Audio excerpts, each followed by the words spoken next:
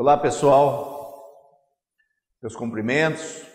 Eu sou José Rodrigues, titular aqui da Solaris, e hoje nós vamos falar sobre as mudanças que ocorreram ou ocorreram na cobrança, no recolhimento do ICMS a partir de setembro de 2018. E eu pretendo nessa conversa discutir com vocês e tentar explicar alguma coisa que eventualmente ainda não esteja muito bem esclarecido. Lembrando sempre que se você tiver alguma dúvida, se você quiser fazer um contato com a Solaris, você pode passar um e-mail para solarisempt@solarisempresa.com.br e nós estaremos sempre prontos a ajudá-la no que for necessário. Não se acanhe, se você tiver dúvida, nos contate. Então, essas alterações agora para o mês de setembro de 2018, elas vieram através do decreto 1599, que pretende alterar a forma de pagamento ou a forma de recolhimento do sistema de estimativa simplificado. Esse decreto ele entrou em vigor na data da publicação, que foi em julho, e os efeitos é a partir de setembro. Isso significa o quê? Que as notas recebidas no mês de julho, teoricamente, já estão no processamento trazido por esse decreto. Agora, isso não está muito claro. Pode ocorrer que as notas de julho ainda estejam com os DAR emitidos lá no portal da Cefaz, ou pode ocorrer que não esteja e isso fique por conta do contribuinte, já que essa é uma das mudanças que nós vamos tratar aqui nessa nossa conversa. Então vamos lá. Antes da gente conversar em relação às mudanças, eu queria fazer algumas observações que eu acho importante para que você que está nos assistindo entenda exatamente do que nós estamos falando e do que se trata. Evidentemente que o regime de estimativa simplificado trata do pagamento, do recolhimento do ICMS por contribuintes estabelecidos no estado de Mato Grosso. Ótimo. O que é esse sistema? Esse sistema é uma maneira que a Fazenda Pública do Estado encontrou para antecipar a receita. Isso significa o quê? Que o Estado pretende arrecadar o ICMS antes que a mercadoria tenha a sua circulação, como determina efetivamente a legislação. Então veja bem, nós temos que o ICMS, pela Constituição, pela própria Lei Complementar 87, é um imposto que incide sobre operações de circulação de mercadoria. Então ele só incide se houver operações e só houver circulação de mercadorias. Se você não tem operação, se você não tem circulação, ou se o produto, se o bem que você está circulando não estiver dentro daquele conceito de mercadoria, evidentemente essa operação, essa circulação não é alcançada pelo ICMS. Isso é muito importante. Por que eu sempre gosto de citar esse assunto? Exatamente porque, em determinadas circunstâncias, o Estado, a Fazenda Pública de quase todos os estados, mais especificamente aqui o estado de Mato Grosso, ele pretende cobrar o ICMS de situações em que não há incidência. E por que ele pretende fazer isso? Exatamente porque ele não tem muito claro esse conceito entre mercadoria e bem. Eu vou citar um exemplo muito claro. O comércio, a venda de bens do ativo de um contribuinte. O contribuinte possui lá um veículo, está contabilizado no seu ativo permanente. E esse contribuinte vende esse bem. Há pelo menos um mito dentre muitos contribuintes e da própria Fazenda Pública que essa operação de venda desse bem há incidência do ICMS. E não há incidência exatamente porque a venda de um bem do ativo, ele não significa a incidência do ICMS. Exatamente por quê? Porque um bem do ativo não é mercadoria, e se não é mercadoria, não é alcançado pela incidência do ICMS. Também o ICMS alcança as prestações de serviço de transporte intermunicipal e interestadual e alcança também os serviços de telecomunicação, como todos vocês sabem. Mas aqui, o objetivo dessa nossa conversa é tratar das alterações do regime de estimativa simplificada. Então, essa incidência do ICMS, ela tem diversas formas do Estado satisfazer o pagamento do imposto, do Estado se satisfazer do recolhimento dessa obrigação. Nós temos aí a apuração normal, que é aquele sistema de débito-crédito, isto é, você se debita pelas operações que você promove de saída e se credita pelas operações que você dá entrada, que você recebe de entradas, mercadorias, enfim, bens do ativo e assim sucessivamente. Existe a forma da substituição tributária, também é uma maneira de se recolher o ICMS. Essa substituição ela pode ocorrer tanto para frente como para trás. A substituição para trás é o famoso diferimento que nós temos aqui no Estado, tem uma figura muito clara de chamar de diferimento. E a substituição para frente é que você conhece, é a pretensão de se receber antecipadamente o ICM, que se presume que vai incidir, que vai ocorrer nas operações subsequentes. Então, essa é uma outra forma de recolhimento do ICMS. E a outra maneira que o Estado de Mato Grosso encontrou é o regime de estimativa simplificado, que no início era obrigatório, agora se tornou não obrigatório, tá certo? E ele pretende encerrar a cadeia tributária.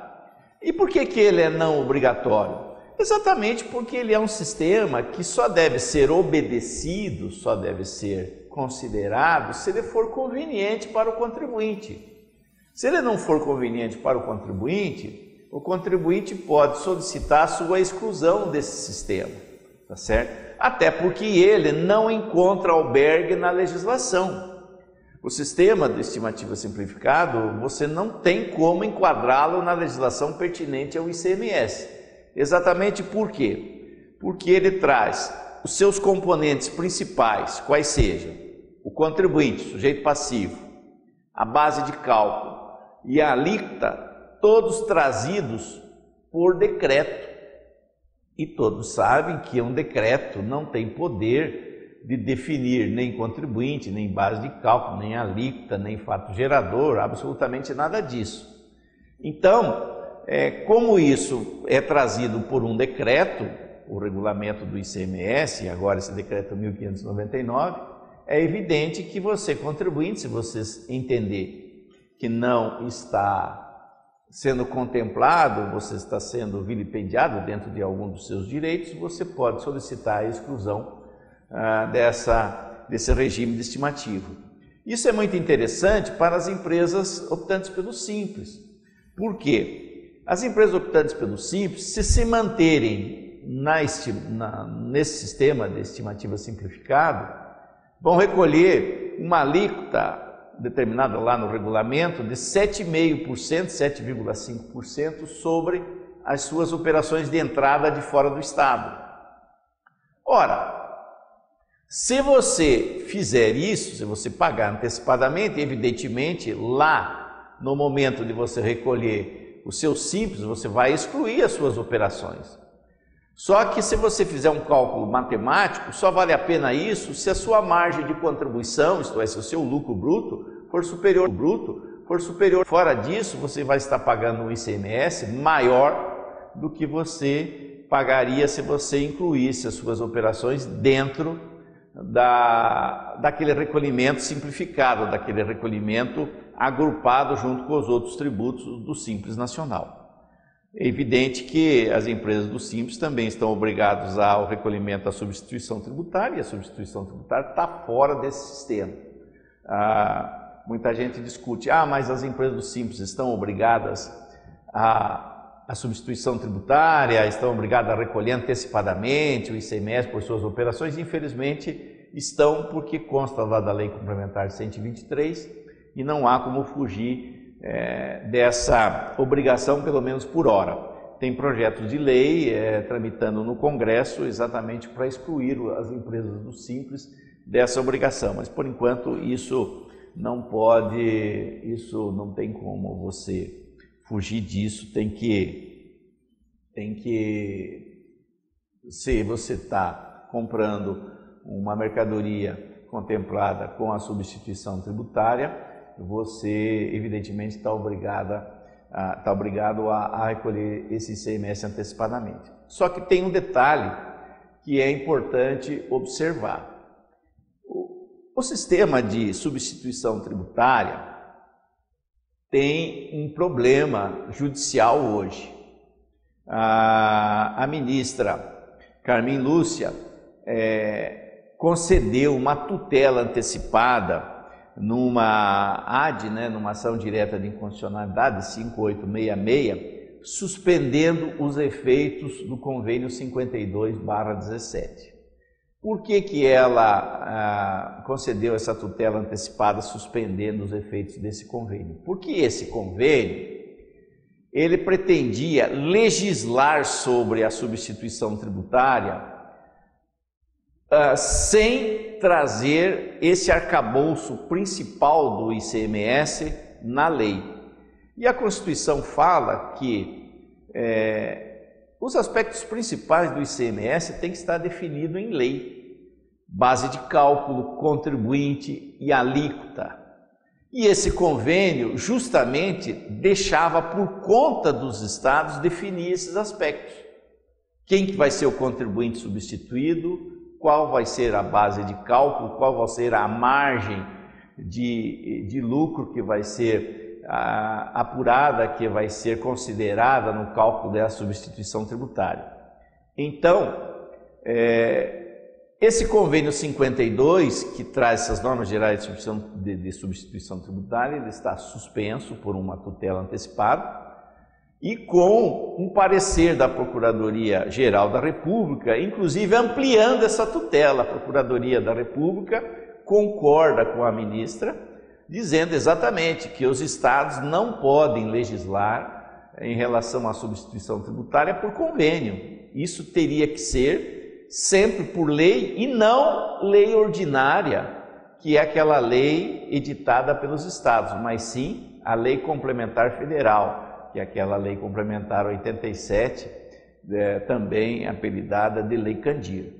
Então é interessante você, contribuinte, ter em mente esse aspecto, você que é operador do imposto, você que é assessor da empresa, é importante você ter isso em mente, porque se a sua empresa é do Simples e ela está sendo prejudicada por essa cobrança antecipada do ICMS por substituição tributária, você pode pedir uma tutela judicial exatamente excluindo essa empresa desse regime, exatamente porque esse convênio 52 que traz essas normas gerais está suspenso. Se está suspenso, nós entendemos que todo o sistema de substituição tributária no país está suspenso.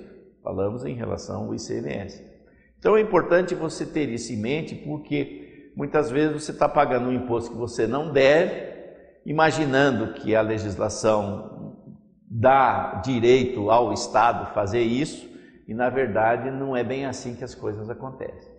Então, importante você ficar atento a esse aspecto. Então, veja bem, vamos então, para não nos alongarmos muito em relação a essa matéria, tratarmos das alterações que o Decreto 1599 trouxe em relação ao sistema de estimativa simplificado, que, como falamos anteriormente, é uma das maneiras de se recolher o ICMS no estado de Mato Grosso. Isto é, o contribuinte, ele recolhe uma percentagem conforme o seu código de atividade em relação às compras que ele promove, que ele executa, que ele compra, as compras que ele traz de fora do estado. Fazendo isso, ele recolhendo essa alíquota, ele tem a cadeia tributária encerrada, isto é, ele vende aquele produto sem mais nenhuma obrigação por conta do ICMS. Há exceções, mas em regra é assim que funciona. Então, isso hoje no estado do Mato Grosso é um regime geral de tributação do ICMS, com exceção de algumas coisas que os produtos de substituição tributária, alguns inclusive, porque o estado trata toda a substituição tributária da mesma maneira que ele trata a estimativa simplificada. Mas, se você tem alguma dúvida, se você tem alguma insegurança, se você precisa se aprofundar mais em relação a essa questão, você pode assistir um outro vídeo nosso também gravado, que está disponível em nosso portal, Solaris, www.solarisempresa.com. Você pode assistir nesse outro vídeo e espancar outras dúvidas, outros problemas que você eventualmente tem em relação à estimativa simplificada. Se ainda permanece dúvida, se ainda permanece com alguma insegurança, nos contate por telefone, pelo e-mail solaresemt@solarisempresa.com.br. Se precisar de alguma ajuda, se você eventualmente foi notificado pelo Estado para recolher um imposto e você tem será que eu devo isso? Será que essa cobrança não caducou? Será que essa cobrança não prescreveu? Eu realmente estou obrigado? Essa multa, será que não é muito alta? Será que ela não é confiscatória? Nos contate que a gente te dá uma orientação sem nenhum ônus, sem nenhum compromisso, não há problema nenhum. Nós estamos há mais de 30 anos trabalhando aqui no estado de Mato Grosso e nosso objetivo é efetivamente ajudar os contribuintes a deslindarem essas dúvidas, esses problemas que surgem, porque a interpretação dessa legislação realmente não é muito fácil. Então, a primeira mudança que ocorreu em relação à estimativa simplificada foi com relação ao lançamento.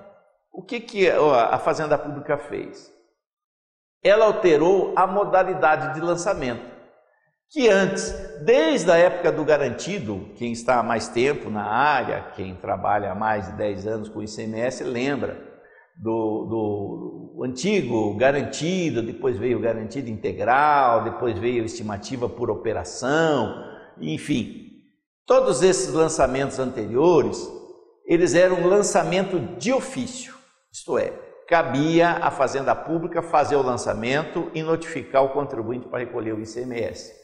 E agora não, a partir do dia 1º de setembro, este lançamento, ele saiu da esfera do lançamento de ofício e passou para o lançamento declaratório, isto é, você declara quanto você deve ao fisco, ainda que dentro do regime de estimativa você declara, e aí, se você, esta declaração, que evidentemente pelo pagamento do DAR e será dado pela entrega do teu SPED fiscal, se ela for homologada, você cumpriu a sua obrigação. Então, essa declaração, esse cálculo que você vai fazer com as suas notas de entrada, fica sujeito a uma homologação. Então, o ICMS, que antes tinha um lançamento de ofício, agora passou a ter um lançamento por homologação, isto é, o Estado vai verificar as suas contas e se estiver tudo certo, ele homologa. Essa homologação, vocês sabem, ela pode ser expressa ou tacitamente. Na maioria das vezes é tacitamente, isto é, decora os 5 anos e o Estado não diz nada e ele está homologando tacitamente. Então, vai funcionar dessa forma. Aí você está se perguntando, bom, mas e aí? E aí que isso tem uma repercussão muito interessante com relação à contagem do prazo de decadência. Porque quando o lançamento era de ofício, o prazo de decadência contava a partir da data do fato gerador, a partir da ocorrência do fato gerador.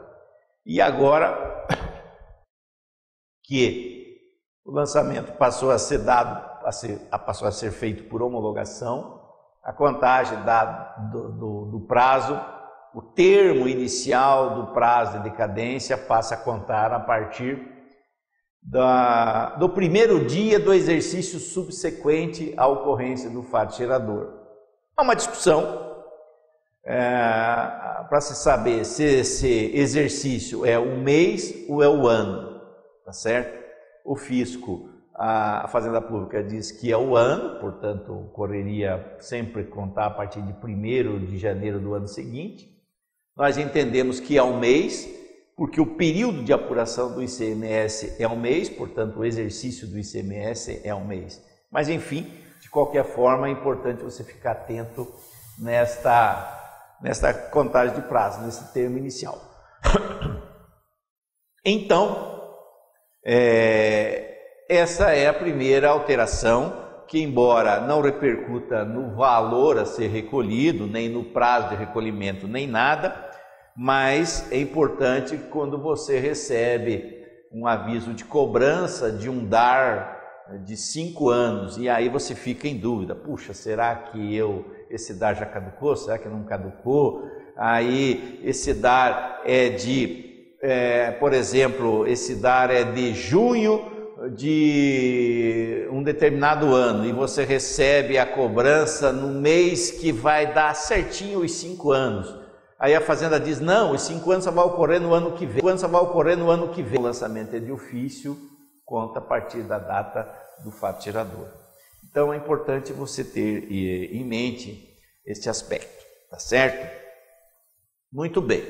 A segunda alteração que houve em relação à estimativa simplificada é que agora é o próprio contribuinte que faz o cálculo. Aquele DAR que você entrava lá no sítio do contribuinte com a senha ou do contador ou a senha do contribuinte e imprimia aquele DARzinho pronto, com demonstrativo, com os cálculos, agora não vai ser mais disponibilizado pela Fazenda. Agora você vai ter que compilar as suas notas, baixar as suas notas de entrada, nunca esquecendo que a data da entrada não é a data da emissão da nota, é a data que a mercadoria entrou no estabelecimento, tá certo? Então, isso é muito interessante porque se você pretende agora, a partir desse mês, baixar as notas através do seu aplicativo lá, baixar as notas, baixar os XML dessas notas, através do sistema da Cefaz ou de qualquer outro que você eventualmente tenha dentro da sua empresa, no seu escritório, você tem que tomar muito cuidado, porque pode ocorrer de que aquela nota que você baixou no mês ainda não tenha dado entrada na empresa. Isso ocorre muito com notas emitidas nos últimos dias do mês, dia 29, 30 e 31, e aí você traz elas no mês, mas ela não entrou na empresa, e evidentemente esse ICMS não vai ser pago naquele mês. Ou pode ocorrer que você, de repente, até ofereça para pagamento as notas em duplicidade, uma porque você baixou no mês anterior e a outra porque você deu entrada no mês seguinte. Então, é muito importante você que é operador do ICMS, você que está fazendo esse cálculo, você ficar observar esse aspecto, tá? Eu já vi muita gente dizer assim, mas então para evitar esses problemas eu vou fazer tudo pelo site lá da Cefaz, eu entro lá, baixo as notas e o que foi emitido naquele mês eu faço o pagamento. O objetivo desse vídeo não é discutir processo nem procedimento, então eu não quero entrar nessa seara, mas me parece que talvez essa não seja a melhor escolha. A melhor escolha é você saber exatamente quais as notas que entraram no mês e oferecer a tributação àquelas notas que entraram no mês. Isso tem implicações outras de estoque, tem implicações diversas, por isso é que a gente recomenda você observar a data da entrada da nota. Até porque a legislação diz que você deve pagar o ICM pela data da entrada, não é pela data da emissão, correto? Então é importante você fazer isso. Então, daqui para frente, esse cálculo é por conta do contribuinte. Como é que ele faz? Da mesma maneira como você já sabe fazer, apenas você não executa o trabalho, mas você sabe como é que faz. Você tem a empresa, ela é enquadrada dentro de um CNAE principal. O que é esse CNAE? É o Código Nacional da Atividade. Se a empresa é um comércio de papéis e derivados, uma papelaria, você vai lá no comércio de papéis. Se ela é uma loja de brinquedos, você vai na loja de brinquedo. você vai lá no comércio de brinquedos. Se é uma loja de calçado, você vai no calçado. Se é supermercado, é supermercado.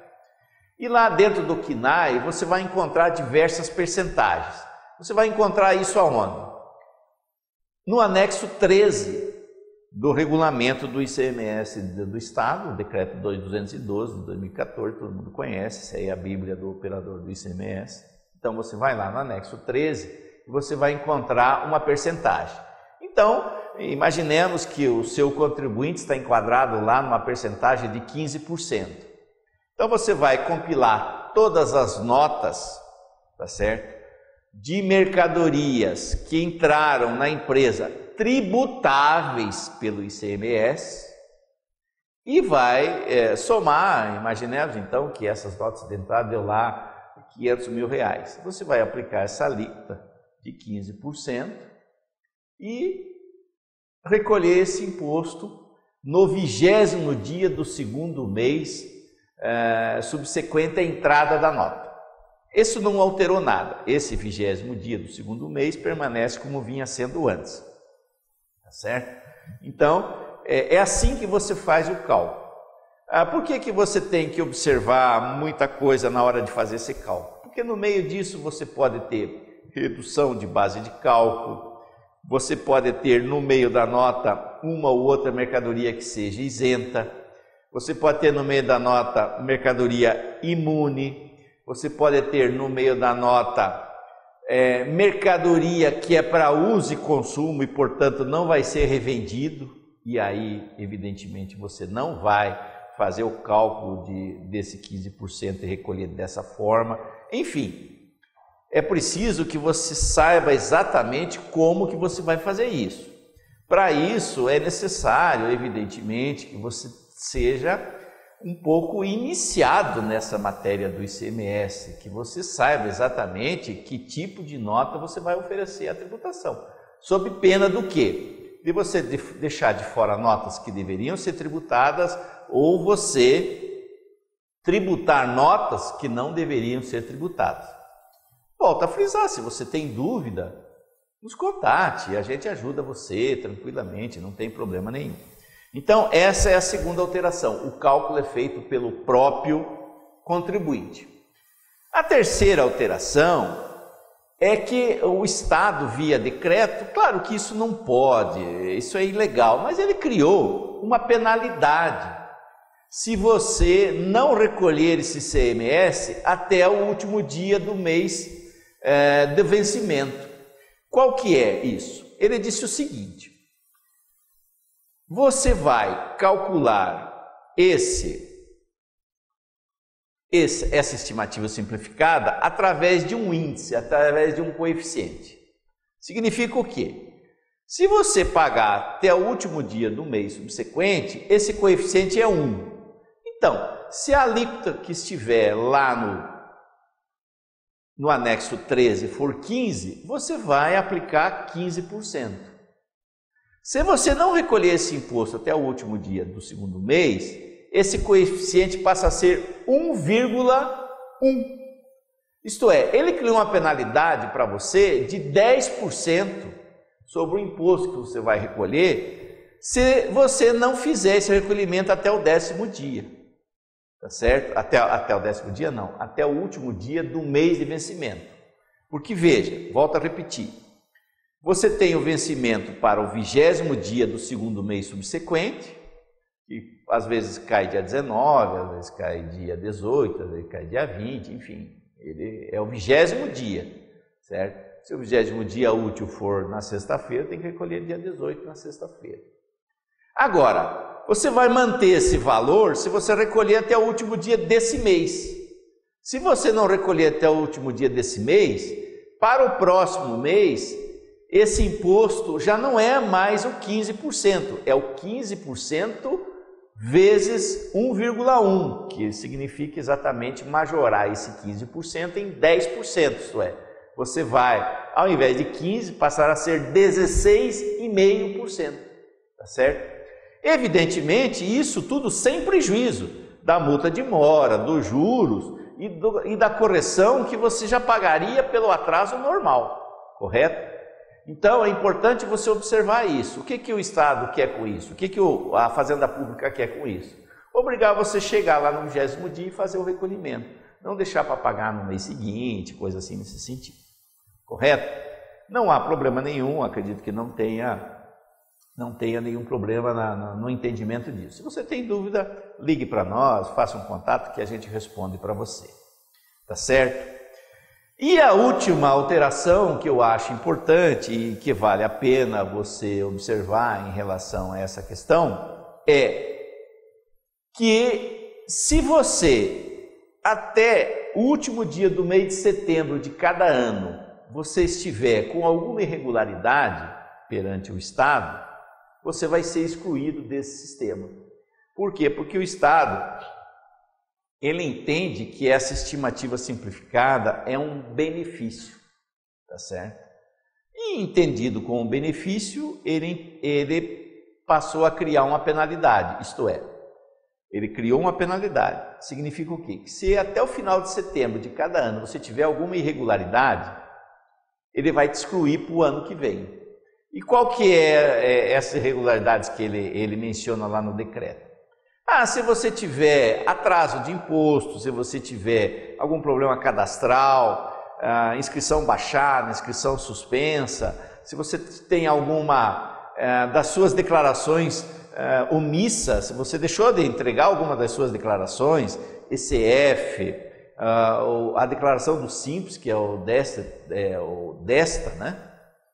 Enfim, qualquer declaração que a tua empresa, que o contribuinte esteja obrigado e por uma eventualidade não entregou, esqueceu, ou na hora da entrega deu um erro no arquivo e ela está lá como omisso, até o final de setembro o Estado vai te intimar e vai excluir.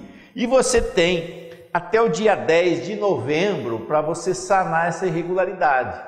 Então o Estado vai te intimar, você saneia aquilo que você eventualmente está irregular perante o Estado. E aí volta ao regime normal de estimativa. Volto a reafirmar aqui que o regime de estimativa o Estado tem como um benefício, portanto você deve permanecer nele, recolhendo o imposto nos moldes do estimativo simplificado, se você entender que ele é favorável à sua empresa. Se você entender que ele é desfavorável, você deve pedir a exclusão, tá certo? E, evidentemente, se você pedir a exclusão, você vai ter algumas providências para fazer, vai ter que contar o seu estoque, vai fazer crédito daquilo que você já recolheu, enfim. Mas você pode pedir a sua exclusão e, a partir do segundo mês, você passa a recolher o ICMS apurado normalmente, sistema de débito-crédito, no seu SPED fiscal, como todas as outras empresas fazem, todos os outros estados fazem, e assim sucessivamente. Eu espero ter contribuído com você nessas breves palavras que eu pretendi passar em relação a essas alterações que houveram. Se você tem dúvida, entre em contato conosco pelo endereço que você está vendo aí na sua tela, e a gente responde a você essas e outras questões, não só em relação ao ICMS, mas outros tributos. Vem aí o ITR agora, que se você tiver dúvida, você pode nos consultar. Imposto de renda, PIS, COFINS, contribuição social, substituição tributária, enfim. Nós estamos prontos para ajudá-lo no que for necessário. Quanto com a Solaris, ela estará sempre à sua disposição. Muito obrigado e até a próxima.